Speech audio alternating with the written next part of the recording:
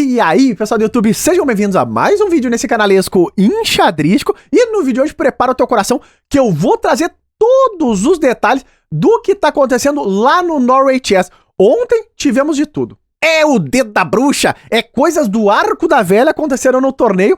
O Magnus ontem enfrentava o seu conterrâneo Arian Tari, também da Noruega. Eles empataram no ritmo clássico, levando o confronto pro Armagedon. Agora, fica de olho nas curiosidades que aconteceram no Armagedon. O Magnus jogava de pretas, tinha vantagem do empate e enfrentou uma italiana, mas o momento marcante dessa partida aconteceu no lance 30. Fica de olho, o Magnus tem aqui uma posição completamente ganha de ataque, o rei do Tari estava exposto, a torre estava passando por aqui, o Magnus jogou torre H6, rei G1, cavalo H3, olha lá, o rei tá completamente trancado, tem que trazer o rei pra coluna e agora cavalo F4 com esse cheque descoberto. E olha o que acontece nesse momento. O Tari jogou o único lance que ele tem, que é rei G1, e agora o Magnus tem essa torre de G7 cravada pela dama de E5 e esse tema de mate surgindo aqui com torre por G2, só que ele não pode jogar, a torre tá cravadona. Nesse momento, o Magnus surpreendeu o planeta porque ele foi com a mão e quase que pegou essa torre pra jogar a torre por G2. Por um instante, uma fração de segundinhos, o Magnus esqueceu que a torre estava cravada. Aí ele se deu conta e trocou as damas primeiro, que é o lance. Esse lance é tão forte que aqui o Tari abandonou. Porque não importa com qual peça ele retome, ele leva mate com torre por G2. Fica de olho, nesse momento, nas imagens do que o Magnus está fazendo por lá. Fica de olho, o Tari tirou o rei do cheque e o Magnus quase pegou a torre cravada em G7. Por uma fração de segundos, ele esqueceu que a torre estava cravada e ia aplicar o mate com torre por G2. Se deu conta que tinha que trocar as damas primeiro e o Tari abandonou. Olha no detalhe. A mão do Magnus chegou muito próxima ali de pegar realmente a torre cravada. E ele se deu conta, levantando aquele dedo norueguês dele, que opa, olha a expressão. O que estou fazendo de minha vida norueguesa? Trocou as damas e aí sim ficou com a posição completamente ganha. Os dois jogadores riram ali dessa situação completamente inusitada. E claro, após as peripécias do norueguês, tivemos a partida que roubou a cena da tarde de ontem, jogada entre o jovem talento do Uzbequistão Abdul Satorov contra Fabiano Caruana. Isso aqui foi uma peleia terrível na luta pela liderança do torneio. Eu aviso, te segura na cadeira, prepara a pipoca e vamos à luta, que o xadrez sempre será agora. Parou. E antes de soltar para essa partida inacreditável, eu quero apresentar para vocês o Vitacne, que é um suplemento alimentar para tratamento contra acne e oleosidade da pele. O Vitacne é um produto especialmente formulado para ajudar pessoas que sofrem com acne. É um suplemento alimentar 100% natural que age de dentro para fora, com uma fórmula única composta por vitaminas marinhas extraídas da base de óleo de fígado de bacalhau da Alemanha, rico em vitaminas A, D, ômega 3 e micronutrientes que são essenciais para manter a pele saudável, reduzindo a inflamação e o excesso de oleosidade que causam acne. Eles também têm uma garantia incondicional de 60 dias, ou seja, se tu não tiver resultados com o Vitacne, eles devolvem 100% do teu dinheiro, sem burocracia e sem enrolação. Então chegou aquele momento de dar um fim na acne e também na oleosidade da pele. Se tu ficou interessado, é só clicar no link que tá aqui na descrição, porque isso não pode ser mal, jamais. Uhul! Então, pessoal, aqui estamos nós, e de branca está o jovem gafanhoto Abdul contra o terrível Fabiano Caruana. E olha o que o Caruana jogou contra Equatrino, favorito de Bob Fischer. Pá! Uma berlinesa. Ah, Rafael, isso aí é de uma solidez terrível. Mas nessa partida, os dois jogadores vão arriscar além da conta. Fica de olho. Eles entraram aqui dentro das variantes principais, olha lá. Segurou o peão no centro, vão botando as peças em jogo. O Abdul jogou essa ideia interessante de cavalo B3 para ocupar no meio jogo a casa de C5, o Caruana não deixou. Jogou um lance profilático já controlando essa casinha e agora cavalo G5 com a ideia que tá os gritos. Quebrar o par de bispos do Caruana. O Caruana falou não. Ah, nada disso, meu guri.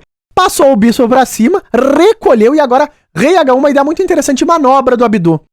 Ele percebeu que o cavalo não tá tão firme aqui na casa de G5 e ele quer trazer esse cavalo pra E2 pela casa de E1 pra controlar as casas no centro aqui das brancas. O Caruana também começa a manobrar. ele faz a ideia de cavalo D6 para também controlar algumas casas centrais. Os próximos lances giram em torno dessas manobras de cavalo, olha lá. O Caruana traz o cavalo para D6, o Abdu traz o cavalo para E2 e G5, e aqui começa o caos no Norway Chess, porque o Caruana começa uma avalanche de peões para cima do rei das brancas. O Abdu finaliza a manobra dele, melhora o bispeto, dama E1 com a ideia de dama F2 para conectar as torres, e olha agora, H5, que dá um frio terrível na espinha, porque o Caruana vem com os peões, mas em contrapartida o rei dele também está exposto.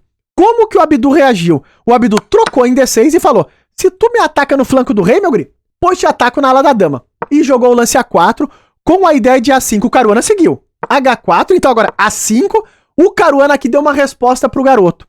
Falou, no flanco da dama, eu fecho tudo, meu guri. E o Abdu respondeu à altura e falou, no flanco do rei também fecho tudo, não tem problema.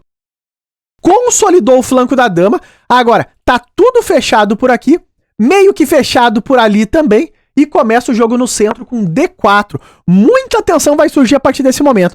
O Caruana bota um catuque nesse centro, o Abdu mantém tudo sólido, mas com tensão, e agora o Caruana começa a melhorar a posição do rei dele, levando o rei dele pra G7. Olha lá, rei F8. Leva o rei pra G7. O Abdu agora começa a intensificar uma pressão aqui pela coluna D. Pode surgir, né, um alívio nessa tensão e uma invasão das torres das brancas. Só que olha como que o Caruana jogou. Ele jogou dama C7. E esse lance é muito importante, porque ele deixa claro agora pro Abdu que o peão avançado dele de A5 é uma debilidade. O que o garoto fez? Ele segurou com torre A1. Só que a torre é uma peça muito importante para ficar só na defesa de um peão. O Abdu vai ter que encontrar uma solução para isso. E olha o que ele vai jogar. Vou jogar agora centralizando e B4, que é um lance que tu faz com muita dor no teu coração. O Abdu, ele segura o peão de A5, libera a torre, mas o peão de B4 pode virar uma debilidade e o Caruana vai deixar claro isso. Ele toma aqui. E olha lá.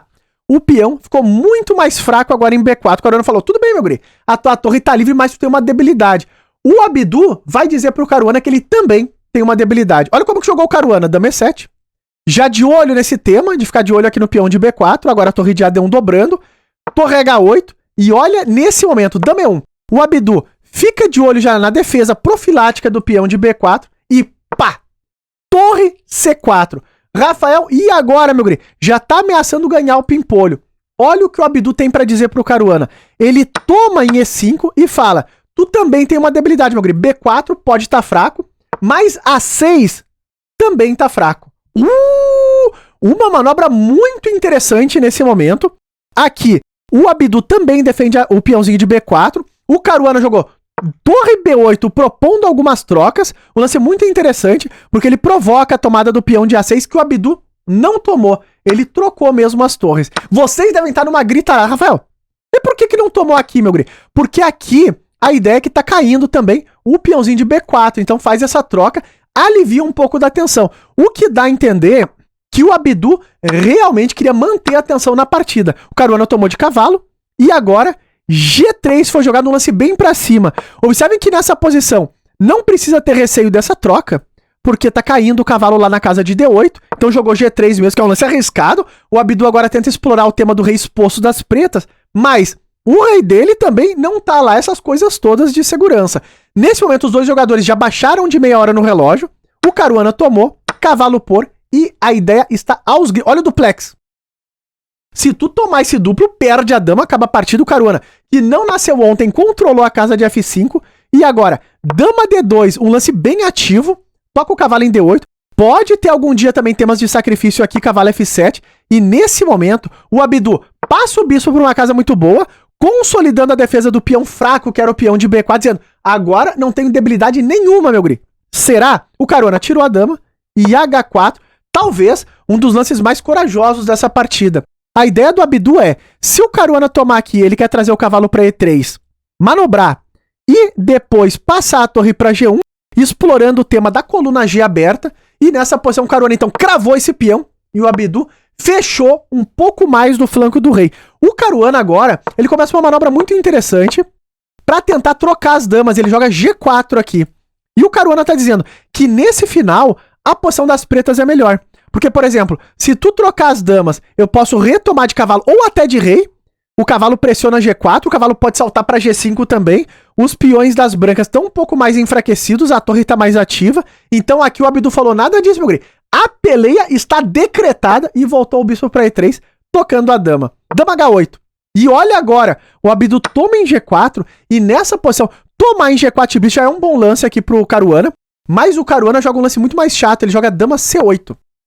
Rafael, tá claríssimo. Ele só tá reforçando a tomada agora do peão de G4, exato, né? Jamais. O Caruana tá ameaçando torre C2 e olha o problema que tem também aqui o rei do Abdu exposto do jeito que tá. Ameaçou ganhar a dama. Olha a defesa do jovem gafanhoto. Ele jogou bispo C5.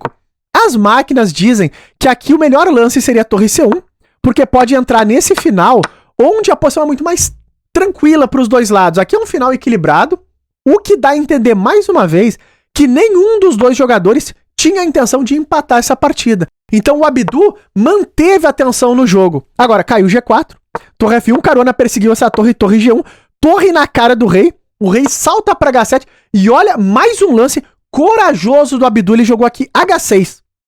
Mas tá claríssimo, sacrificando o peão para liberar a casa de H5 para entrar com a torre na sétima. Isso aqui é completamente assustador. E o lance que o Caruana jogou agora é mais assustador ainda. Ele jogou dama G4. Que inclusive, quando eu vi esse lance no tabuleiro, eu pensei, não, mas calma lá. Isso aqui tem que ser um erro. Porque agora o Caruana bota a dama na cara da torre e o Abdu jogou o lance que ele tava provocando, que é cavalo F5, ó lá. Toca a dama, tá entrando na sétima com cheque, tem um cavalo caindo aqui. Qual a ideia do norte-americano? Os dois tinham menos de 2 minutos no relógio. O Caruana tomou em E4 e parece que ele tá perdido aqui, porque entra o cheque, rei H8 e agora cai o cavalo. Não fosse a visão além do alcance do Caruana, porque se o Abdu tomar aqui, olha o que acontece. Perde a dama com torre C2. Essa é toda a ideia que faz funcionar essa variante do Caruana, onde ele acabou arrebatando alguns peões com esse dama G4 corajosíssimo. Nesse momento, o Abdu percebeu que o torre C2 vinha na voadora e ele encontrou esse cavalo E3, olha lá. Toca a torre e defende também a casa C. É na ponta dos dedos. Olha a variante que se produz agora. Cavalo toma H6. Rafael, mas aqui o Caruana tá sacrificando a torre. Mas tem uma torre caindo em G7 também. E eles trocaram. Toma. Agora cai a torre aqui. E olha o pau e pedra que foi essa partida. O Abdu jogou bispo F8 nesse momento. Desviando a defesa do rei do cavalo. E entra com a dama. Terrível. Nessa posição o Caruana jogou o fino, que é rei G8. É uma partida inacreditável. E olha o dilema agora. Tem um bispo caindo aqui. Tem um cavalo caindo ali, mas a contagem final, o Caruana tem 2 peões a mais. É um momento dramático da partida, o Abdu tinha 40 segundos no relógio, ele voltou o cavalo para E3 para manter a atenção, já que tem material a menos, bispo F5, e agora dama H5, vocês devem estar gritando. Rafael, não faz sentido. Por que o Caruana não tomou esse peão? Olha o drama que é jogar com a elite. Tu leva esse cheque. E agora, se o rei se afastar do cavalo, eu ganho a peça inteira. Então rei E2 pra segurar e pá! Bispo D3 cheque e tu perde a dama. Ou seja, não dá pra dormir no ponto de jeito nenhum. Então nesse momento, o Abdu percebeu, ele jogou o lance dama H5, pressionando o bispeto. Só que agora o Caruana jogou bispo G6, toca a dama em H3 e F5 tá claríssimo. O Caruana começa a avançar essa manada de peões a mais que ele tem. O Abdu tentou dar uma incomodada por aqui, mas o peão de F4 começou a andar, F3, e nessa posição, o jovem talento Abdu Satorov fez o quê? Abandonou esta partida. Mas você deve estar gritando. Rafael, como assim abandonou, meu guri? O Caruana acabou de entregar um peão. Sim, mas aqui não tem lance bom mais para as brancas. Por exemplo, se tu recusar tomar esse peão, a dama infiltra e aqui já perde o cavalo. Já basta, inclusive deve ter linha de mate aqui nessa posição com o rei tão exposto, mas tomando o cavalo já bastaria. E, se aceitar o peão, quem tu perde? Muito mais do que o cavalo. Tu perde a dama lá do esse cheque e cai a dama lá na casa de H8. O Caruana vence mais uma no ritmo clássico. E tá no ar a precisão desta peleia. Observem lá, o Abdu fez aqui 85.2 contra 91 do Caruana. Uma partida assim, muito agitada. E observem que tá dando uma chance perdida pro Caruana, que foi esse dama G4, que era um lance que parecia perigoso, mas tem que ter muito cuidado com o relatório, porque às vezes ele nos engana.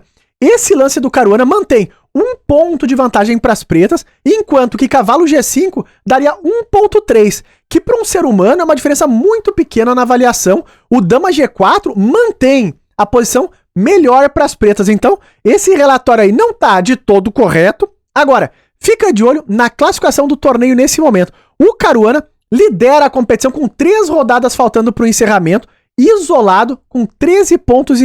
O Magnus vem na 6ª colocação, Nakamura, Gukesh fecham aqui o pódio do torneio nesse momento, e na lanterna temos ali Ariantari, o Abdu e o Guirizinho. Seguimos na cobertura. Se tu gostou do vídeo, tá curtindo a cobertura, não esquece do likezão e até os próximos vídeos.